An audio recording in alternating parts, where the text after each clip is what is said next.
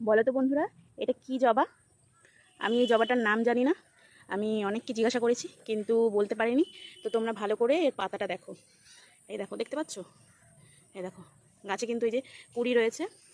তো আমি যেহেতু ডাল ছেটে দিয়েছি, এই 4-5 দিন মতন হলো আমি ডালগুলো ছেটে দিয়েছি, সেই কারণে মাথায় কুড়ি নেই। এই দেখো, দেখলেই বুঝতে পারবে ডাল সব ছাটা উপর থেকে, দেখেছো?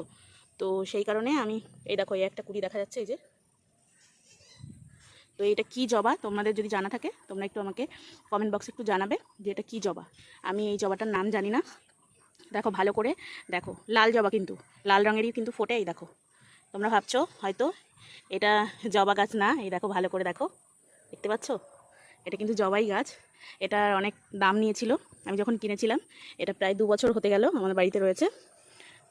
তো এটা কি নাম আমি জানি না সঠিক করে, আমাকে সেরকম করে কোনো নাম বলেনি।